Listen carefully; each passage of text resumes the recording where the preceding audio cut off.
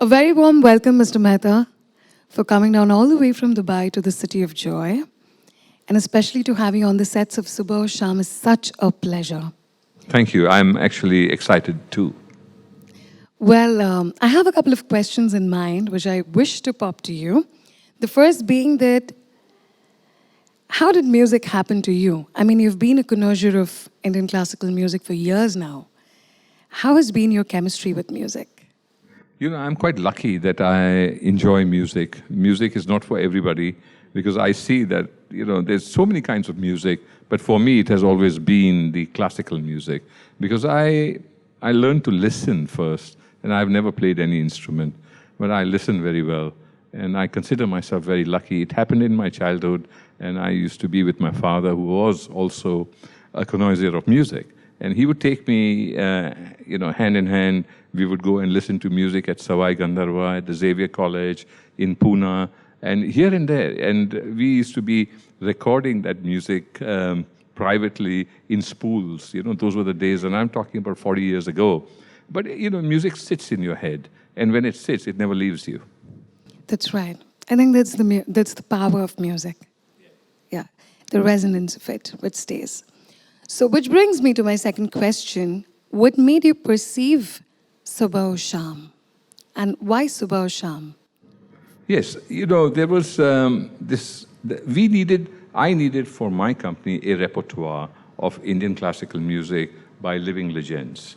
And we wanted to do a sort of a morning to evening series of ragas. So Subah or Shaam, so we wanted the Bhairavi, and we wanted the Bairag, and we wanted then to go into the afternoon rags, and then the whole, we wanted to do the Subah or Shaam, and we wanted to do this with very, very great artists. Absolutely.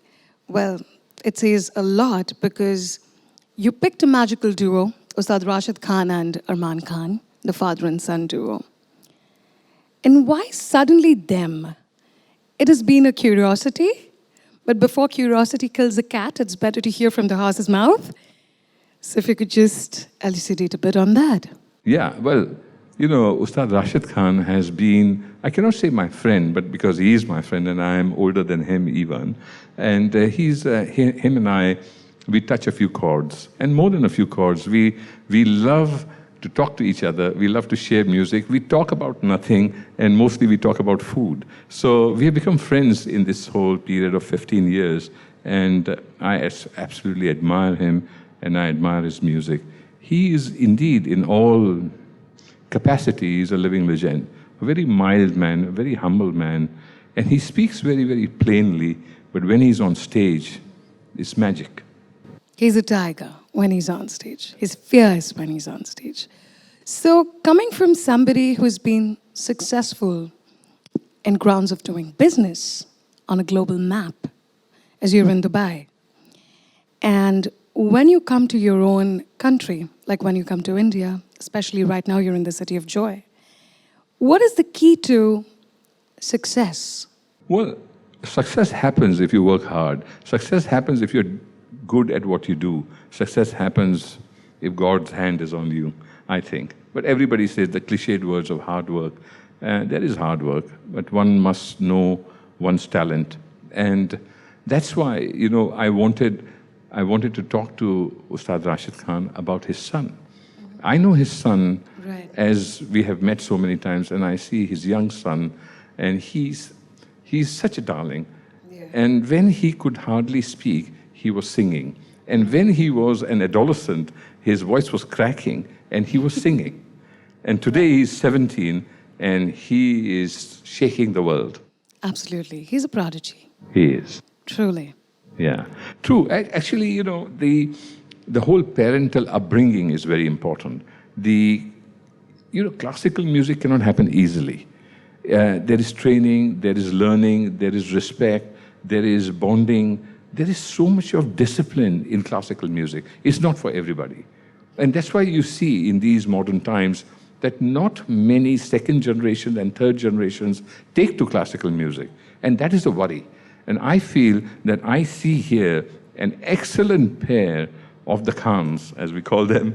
And these Khans are absolutely, I have seen some of the recording, I've seen some of the concerts, Correct. The two of them are pure magic. That's lovely. Thank you so much. It was so lovely being in conversation with you.